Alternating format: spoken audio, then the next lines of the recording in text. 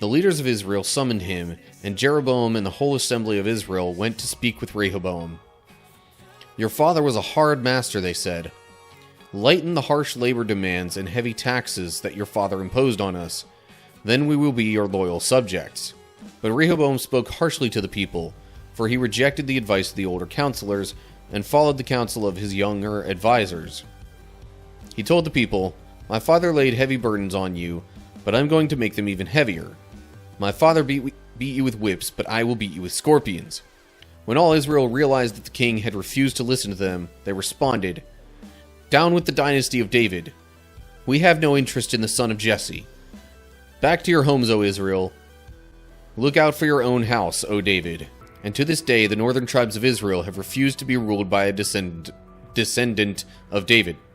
What's up, cool people? My name's Matt. Welcome back to our Bible study. Okay, 1 Kings chapter 12.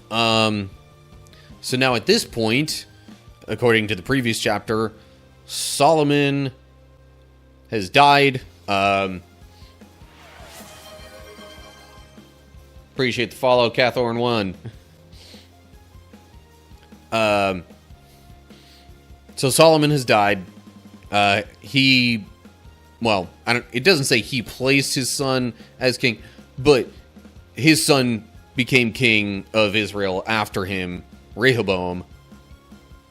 But because Solomon turned away from the Lord, especially in the later parts of his life, largely due to all of the foreign women that he married, because Solomon turned away like that, God said, okay, well, you broke the agreement we had, so this kingdom is going to get taken away from your family. But I'm going to wait until your son is king to do it, just as a sign of respect to your father David, who fully followed me throughout his life. So Rehoboam is king. There's this guy named Jeroboam that was told by a prophet he would be the one to rule over the parts of Israel that God takes away from Solomon's son. But Solomon tried to kill him, so he fled to Egypt until Solomon's death. And that presumably is going to give him a window to come back into the picture and then actually end up being the one in charge of the other tribes that are taken away from Rehoboam. But we'll see how that all happens starting here. So, 1 Kings chapter 12. Rehoboam went to Shechem, where all Israel had gathered to make him king. When Jeroboam son of Nebat heard of this, he returned from Egypt, for he had fled to Egypt to escape from King Solomon. The leaders of Israel summoned him, and Jeroboam and the whole assembly of Israel went to speak with Rehoboam. Your father was a hard master, they said.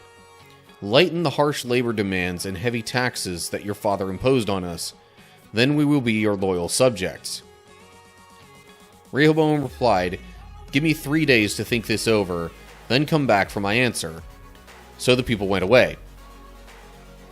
Gonna pause there for a sec. Okay, so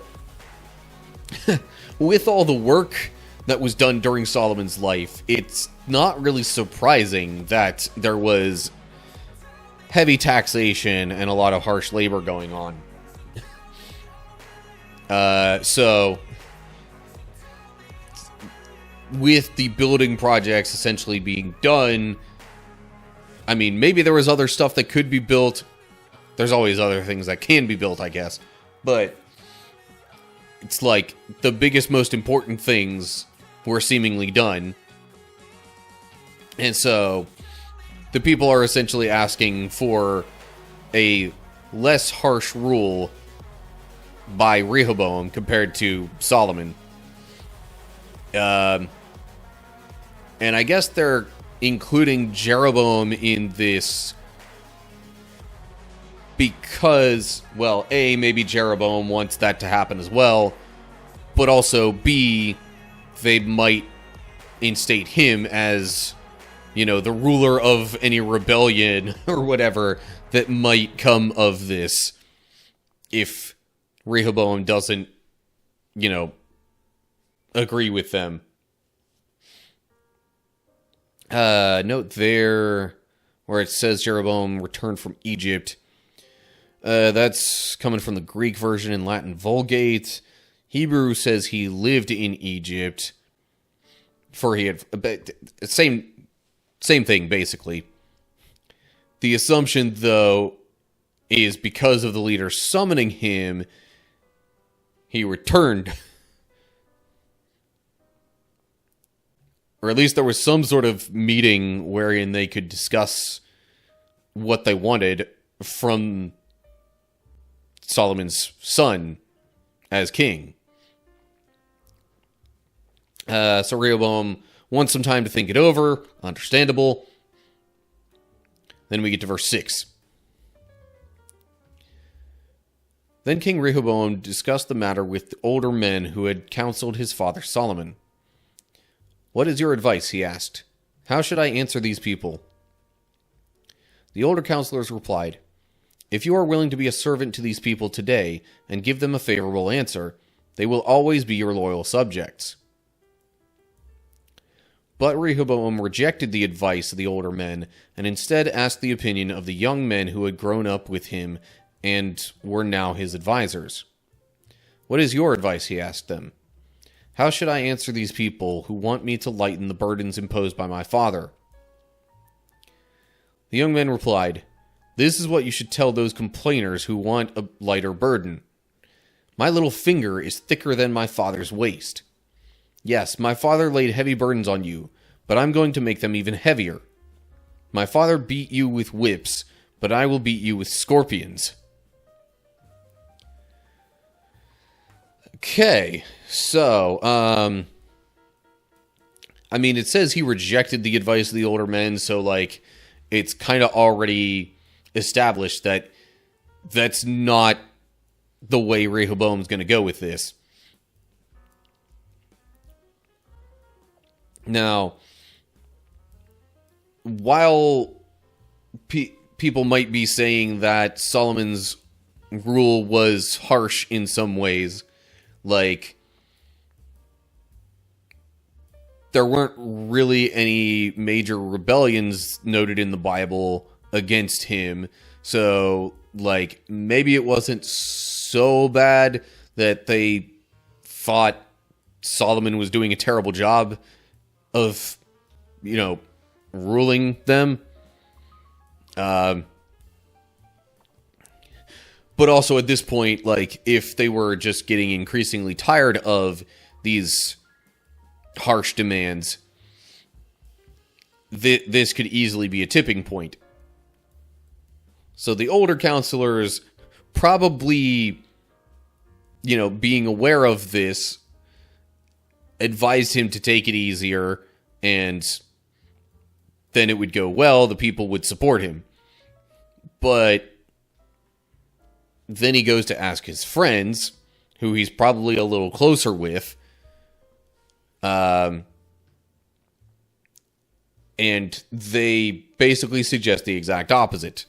They suggest that he rules with an iron fist, that, like, he basically just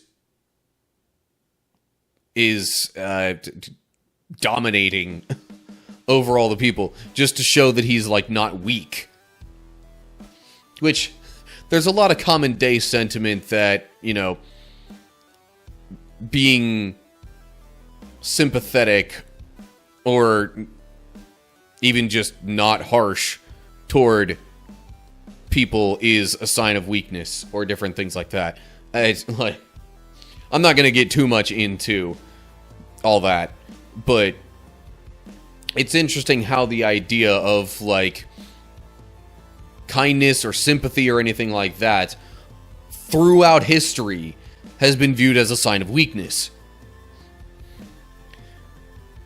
We see examples in the Old Testament and even read it more directly in the New Testament that that's not how God sees things. But anyway, Rehoboam gets this advice, and then we get to verse 12. 3 days later, Jeroboam and all the people returned to hear Rehoboam's decision, just as the king had ordered. But Rehoboam spoke harshly to the people, for he rejected the advice of the older counselors and followed the counsel of his younger advisors. He told the people, "My father laid heavy burdens on you, but I'm going to make them even heavier. My father beat you with whips, but I will beat you with scorpions." So the king paid no attention to the people. This turn of events was the will of the Lord, for it fulfilled the Lord's message to Jeroboam son of Nebat through the prophet Ahijah from Shiloh. When all Israel realized that the king had refused to listen to them, they responded, "Down with the dynasty of David. We have no interest in the son of Jesse. Back to your homes, O Israel. Look out for your own house, O David." So the people of Israel returned home. But Rehoboam continued to rule over the Israelites who lived in the towns of Judah. So there's how the kingdom separated. Basically, the people just had enough and almost kind of like collectively decided, all right, well, we're not going to take it. We're out of here. But then specifically the towns of the tribe of Judah remained under Rehoboam's reign. That was the one tribe that God was leaving for Rehoboam because of the temple being there and all sorts of things like that that made the tribe of Judah and the city of Jerusalem, more specifically, kind of different in the Lord's eyes. But yeah, it's really not surprising that that's how the people would feel. And that's kind of what he gets for ignoring the wiser advice of the older counselors. So now we'll read from verse 18. King Rehoboam sent Adoniram, who was in charge of forced labor, to restore order, but the people of Israel stoned him to death. When this news reached King Rehoboam, he quickly jumped into his chariot and fled to Jerusalem. And to this day, the northern tribes of Israel have refused to be ruled by a descendant of David. When the people of Israel learned of Jeroboam's return from Egypt, they called an assembly and made him king over all Israel. So only the tribe of Judah remained loyal to the family of David. So there's a little more about how it happened. It wasn't just like a gentlemanly agreement. It was, Rehoboam tried to maintain control over the rest of Israel, but they didn't want that. So they rejected his attempts. And then because it was clear that the entire rest of Israel, the 10 other tribes, didn't, support him, then he fled to Jerusalem, the capital city, which was in Judah, and from that point forward, at least while Israel was really a kingdom of any kind, in its own right, the rest of Israel did not have any of David's descendants ruling, and they had Jeroboam as their ruler instead. Note there at Adoniram, as in some Greek manuscripts and Syriac version, Hebrew reads Adoram. It's pretty close, though, in ancient Hebrew being what it is. Meh. Like, spelling differences like that could happen.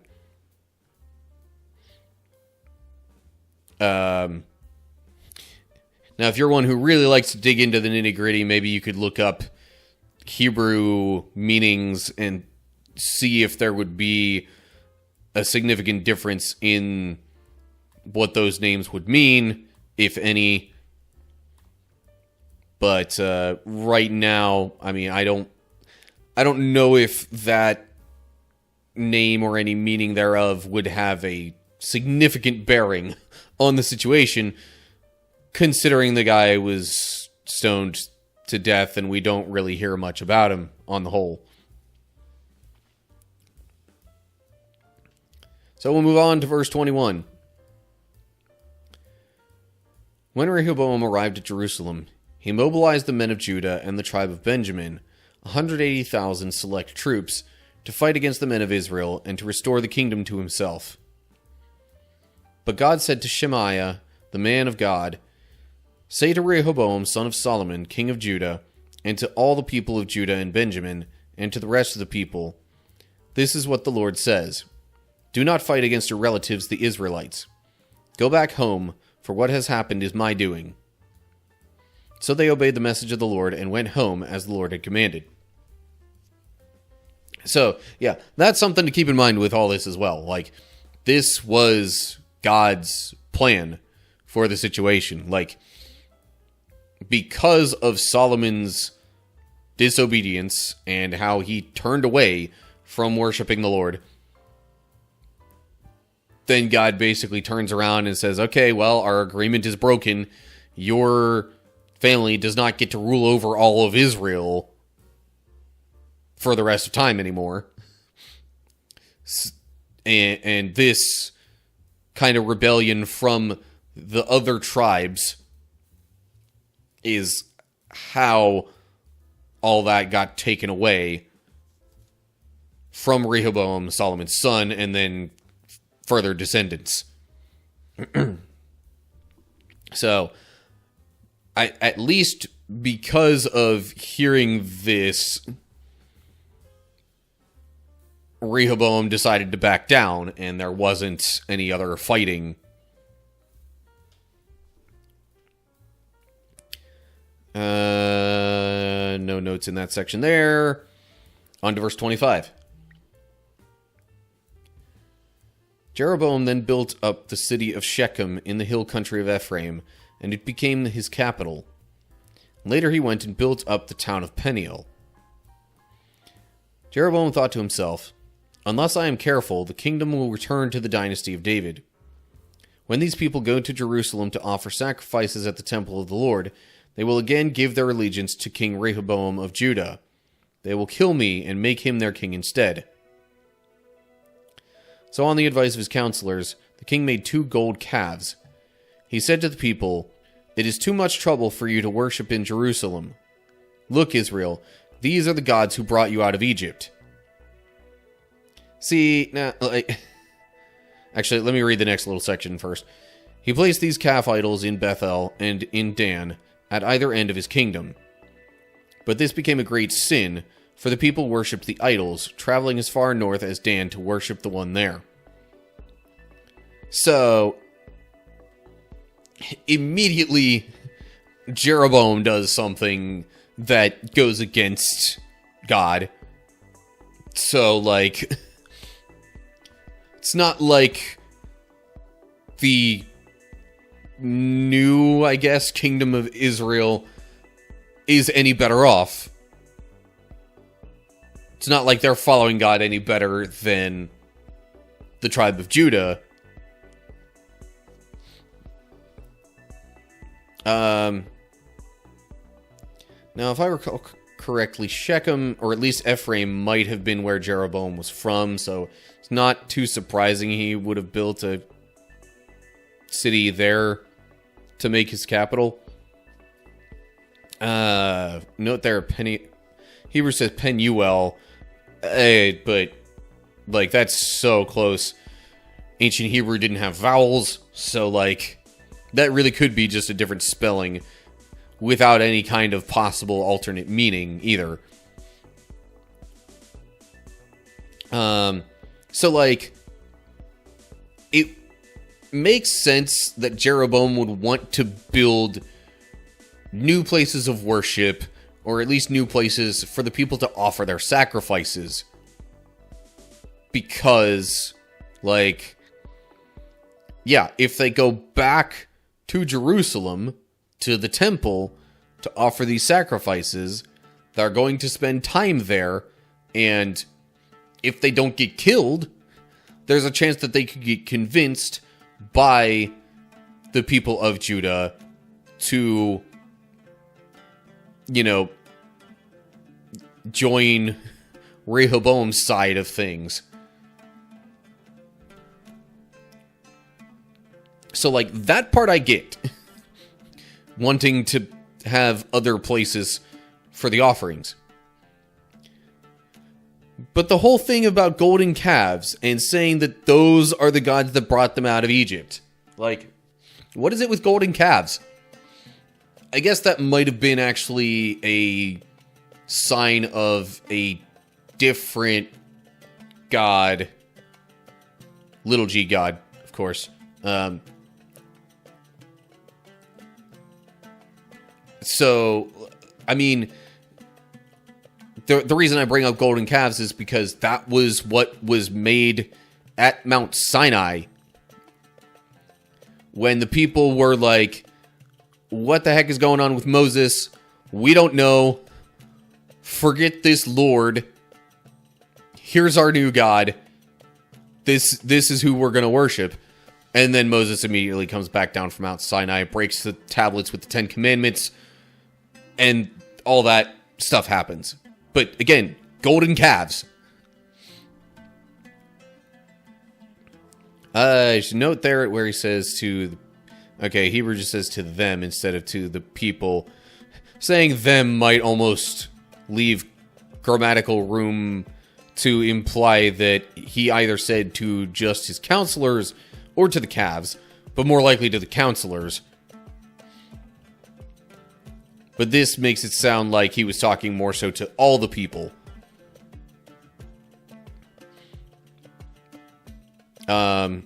So then these calf idols were placed at either end of the kingdom of Israel, just so that they wouldn't have any significant reason to go to the temple in Jerusalem. Okay. Then we get to verse 31.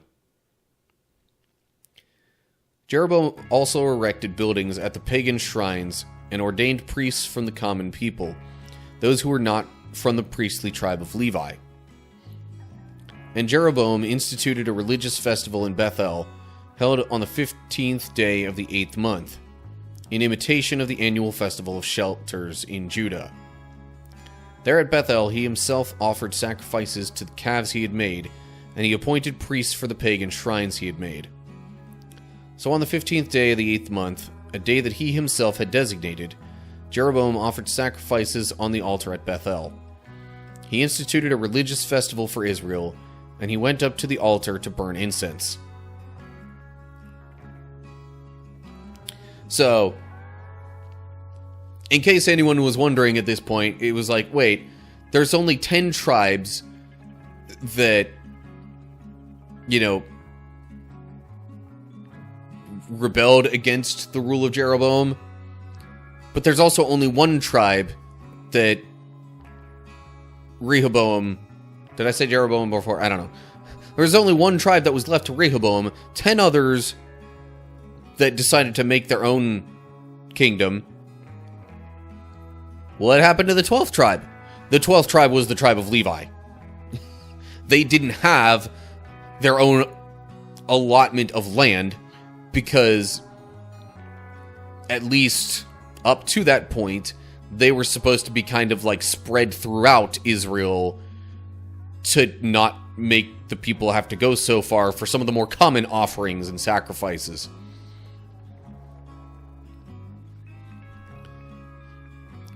So, yeah, there were still 12 tribes in total. It's just, like,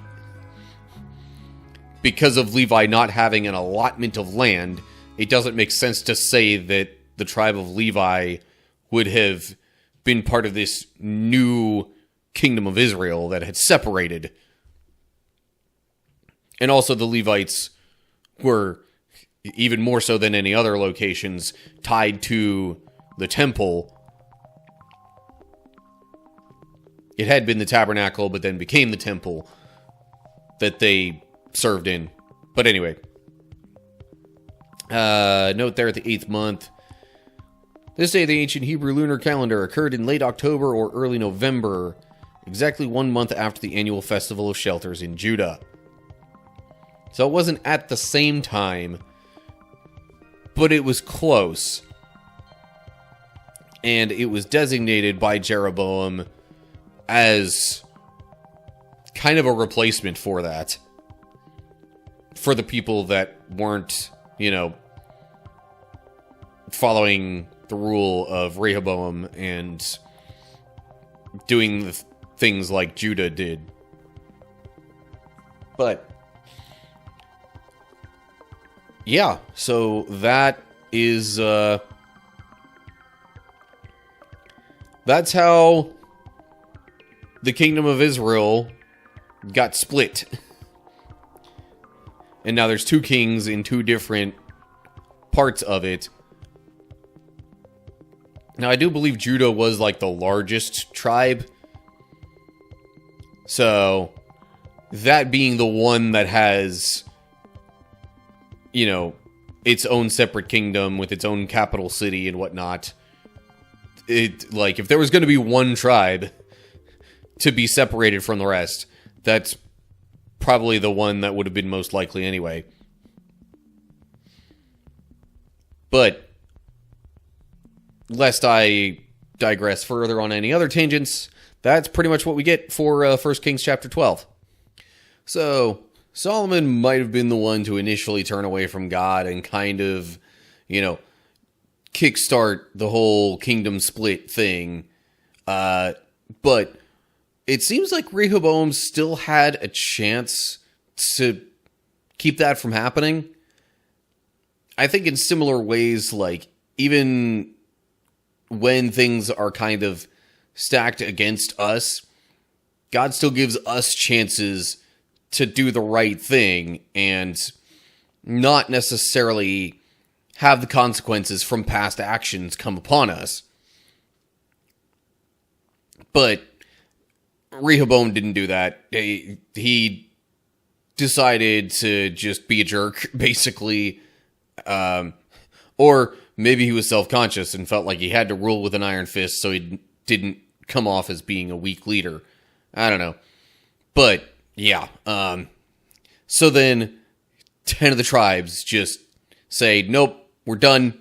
We're making our own separate kingdom because we don't want Rehoboam as our king. So, that's what happens. And there we have the split of Israel. Only, like, not much more than 3 generations of kings in. But, yeah, that's where we leave things off for now. So, as always, like and share if you enjoyed the video. Subscribe to the channel if you want to see more as I post them. Look down in the description to get info on social media pages and links to follow those and interact with all the different things that I'm doing. And down below the description, leave any thoughts or questions or anything like that you got for me. So that's going to do it for now. Hope you're all doing well. Hopefully I'll see you soon for another video. But whatever the case is, till next time, stay cool, people.